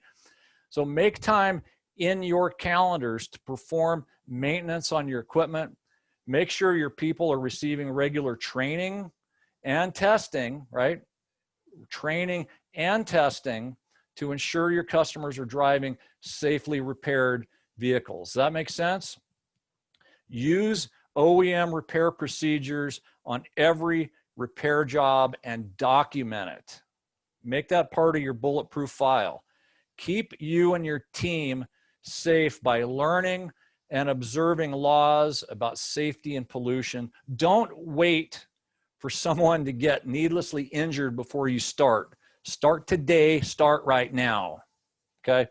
So that's all I'm gonna say right now about pillar 5. If we don't have any immediate questions, we're gonna go on to something fun here. Are you guys ready for the test? Are you ready for the test? Okay, I want everybody in the room and you watching from your offices. I know this may look weird to your coworkers, but I want you to stand up, right? Now, I don't know, Evan, I'm gonna have to help. I'm gonna need your help to see who's gonna answer the questions.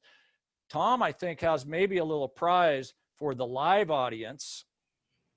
And I'm gonna give away to the virtual audience, right? Those of you that are watching from your businesses, I'm gonna give away to the winner of this one of two prizes. I'm either gonna give away a one-on-one, 1-hour mentoring session with me, or B, I'm going to set you up with a cultural survey. So it's your choice, one of those two things, but that's what we're gonna give away. So I'm gonna require Tom and Evan and you guys to help me with this because I can't see everybody, but everybody on your feet, let's get loose for a second here. And I'm going to start a little fill in the blank game. Right, so first one, everybody's on their feet, right, Tom? They are. Okay, so one of the key financial metrics is either A, balance sheet, or B, daily progress, right? And this is all based on information that I've already shared with you. So is everybody still standing? So raise your hand if you said A. Raise your hand if you said A. All right, and if you have your hand raised, please take a seat.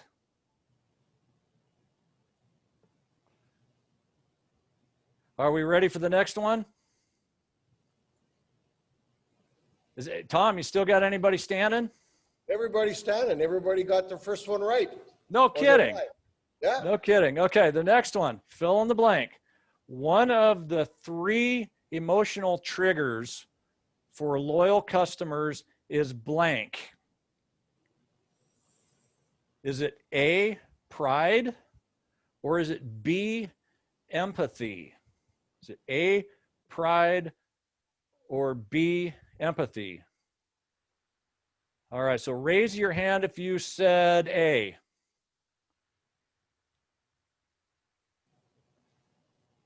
All right, everybody else that didn't raise your hand, sit down. The answer is A, pride. Are we losing anybody yet, Tom? You just lost about 30% of the room here, buddy. Okay, that's the way this works, unfortunately. All right, fill in the blank. One of the 3 root causes of process failure is either A, lack of employee engagement, or B, work in process. So one of the 3 root causes of process failure is either A, lack of employee engagement, or B, work in process. So raise your hand if you said A. Anybody say A? Okay, if you said A, please take a seat because the answer is B, work in process. Lost another 4 people, Dave. Oh man, Yeah. now we know who was paying attention, don't we? All right, that's the way this works. That's the way this works. Hopefully you guys watching from your shops are playing along here. So fill in the blank. One of the areas to avoid business risk is it A, training, or B, double checking lug nut torque specs? So one of the areas to avoid business risk is, as it relates to our presentation today, to make sure you're paying attention, is it A, training, or B, double checking the lug nut torque specs? That's hard to say. All right, so if you said B, raise your hand. If you said B, please take a seat. You are out. Everybody was pretty sharp on that one, Dave. Okay, I didn't fool them. All right, these guys are getting pretty clever here. So we may have to go to drastic measures here in a moment. So which US state did I, Dave, have to drive through before getting arrested by the RCMP? And where Tom failed to pick me up? Was it A, North Dakota, or B, Montana? All right, raise your hand if you said B, Montana. Everybody else sit down. The correct answer is You Montana. took out 7 in one blow. Only 3 guys left, Brave Dave. All right, so how many we got left, Tom? I can barely see them. You got 3 left, buddy. 3 left, okay. All right, this is good. How about virtually? Hopefully we're paying attention to our virtual people here. All right, here's an easy one for you. Fill in the blank. Dave was born in, is it A, Oregon, or B, Tennessee? Is it A, Oregon, or B, Tennessee? So if you said Tennessee, raise your hand. You would be wrong. You have to take a seat. The answer is A, Oregon. I was born in the capital city, Salem, Oregon, which is on fire right now. You didn't lose anybody, Brave Dave. Oh man, okay. All right, hopefully some of you guys online got that correct too. All right, so this is getting really tough. This is getting very tough. So I thought I'd throw one in there that may trip you up. So my dog's name is blank. So Dave's dog is named blank. Is it A, Milo, or is it B, Otis? A, Milo, or B, Otis? So raise your hand if you said A. Everybody else sit down. We have a winner. We have a winner! Yay! Come on up. This kind of a neat little, something different that I picked up. This is a little Ecobee thermostat, and You may or may not be aware of these things. This is Kevin Martin. We just built a brand new shop. This will be good in your brand new shop. But that little guy is such an amazing marvel of technology. You hook it up to your system. It turns on the air conditioner automatically or the heat, whatever it needs. You can turn on your temperature from your phone anywhere in the world. You're going to love it. It's just a great piece of equipment. It's probably worth about $300. So Nice. thank you for being so sharp there, Brave Dave. Brave Dave did a great job. And Kevin, thank you for coming on. Great job. So Evan, did we have any online winners? Awesome. Yep. Let's find out if we had any online winners. Can we see? We got some notes here.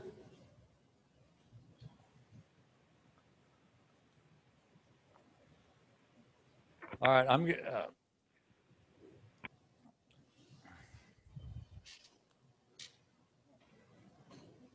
I don't know if Evan was helping with that or not, but I know he's got his hands full.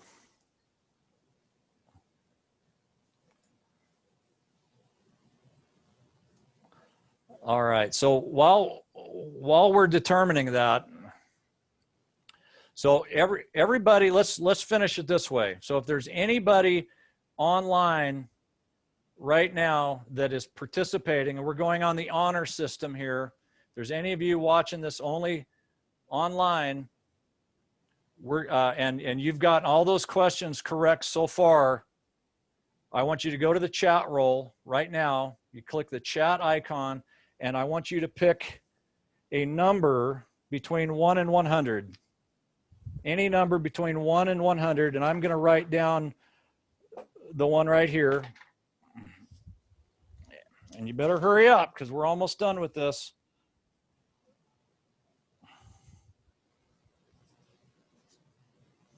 All right, I wrote down a number. All right, do we got anybody in the chat roll yet?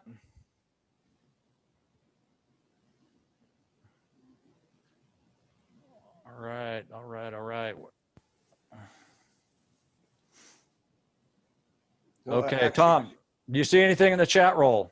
Yeah, I'm looking on the chat roll. I'm just kind of going back, Dave. I'm not that sharp with this thing, but it looks like Helen from Body Shop and Swift Current actually answered all the questions correctly. She's the only one that actually answered online. Okay. Helen Redicop.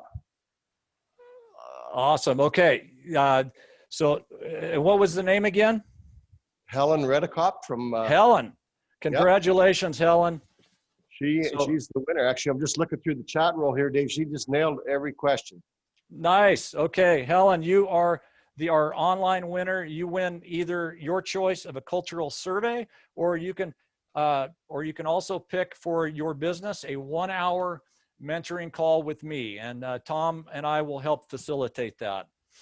All right, we're going to wrap this thing up and put a nice tidy bow. Congratulations to all our winners. Thank you for paying attention. That is so cool. So from our side of things, Dave, thank you very much. This is a kind of a crazy format. We're learning as we go, obviously. I know that you do such a great job with your online stuff on a monthly basis. Dave also has a really cool thing on the go right now called a mastermind group. Some of you may have seen that information online. And I just want to tell you something that I have been in this business for 38 years. I've never seen a guy as committed to helping shops succeed. See, Dave understands something called sowing and reaping, right? He understands that the more people that he can help get what they want, the more he gets what he wants. I'm just going to tell you right now that we at SAR, one of our goals is to connect the dots and try to help you all succeed in your business to the highest level possible. And one of the things I really want to connect you to is Dave Luehr, because I've looked at his online library, and correct me if I'm wrong, Dave, that library is free for anybody. You don't have to be even associated with one of those groups. It's free. Is that correct? We have our free elite webinar series, so you can be a member of the Academy and get free information and monthly webinars. There's probably like 200 hours of webinar content, something crazy like that in there, and it's absolutely free to sign up. We have another program called Operations Monthly Live, and that's only $49 US a month. And we've got a fair amount of Canadian subscribers to that too. That is where I go live every month and teach. And there's a tremendous amount of leadership and operational topics that we cover in that. And we'd love to have you be a part of that.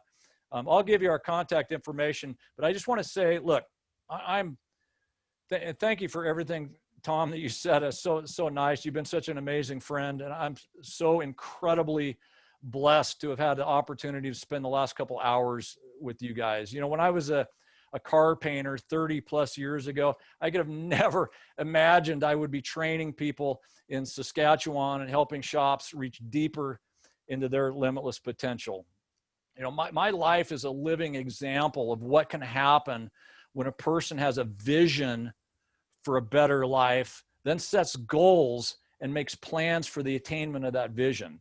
You know, as I stand here in front of you, I am literally living my dream. If I can do it, so can you, right? So after hearing about the 5 pillars of success, if you find yourself a little bit discouraged, maybe perhaps a little bit overwhelmed by the amount of work required to build and maintain a winning business, let me just say this: you can do it. You can do it. There are a couple simple productivity habits that I follow religiously. And if I can do it, so can you. So the first thing I do, and what I want you to do, is get clear on what you want. Most people have no idea what they're trying to accomplish in life and business. Get clear on that. That's number one. Second, start taking small steps and don't ever stop. Small steps each day is what gets you to your vision, not huge leaps. Everything that we talked about today, if it seems overwhelming, just pick a place to start and start taking some small actions towards that. Thirdly, just understand that all the information that you need to be successful is already available out there to you. A lot of it's on Google. You know, we have amazing resources at Elite designed to help independent collision repairers be successful. Now, fourth, and this was a tough one for me, you got to learn to embrace the suck.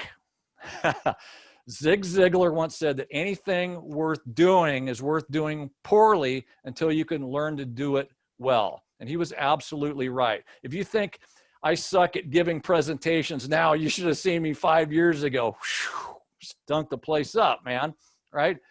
So we have a saying at Elite Body Shop Solutions: be bold, be learning, and be limitless. And what we mean by that is you've got to be willing to get out of your comfort zones.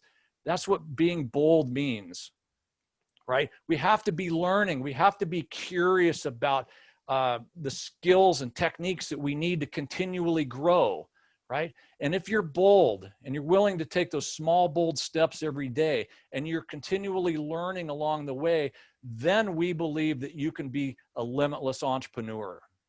So after you leave this fine SAR event, go out into the world, go back to your shops, be bold, be learning, and be limitless. And thank you so much for having me, guys. Thank you. Thank you, Dave. Thank you, Dave. There's Dave's contact information if anybody needs it, and Helen will be getting in touch with you next week sometime. So thanks, guys. I thought that was great. A couple of little glitches in the technology, but I think overall it turned out very well, really well. So thank you so much. Anyway, we're going to take a break for lunch. It's 12:15. Is the lunch outside, Barb, did they say, or no? I will contact Mona. So if anybody wants to go and take a quick bathroom break, I'll get arrangements to have lunch. I believe we're going to be doing like cafeteria style. So you'll go out and get your food and bring it back to your table. So we have another meeting coming up at 1:30. Province of Saskatchewan. If you want to sit in on that meeting, you're more than welcome.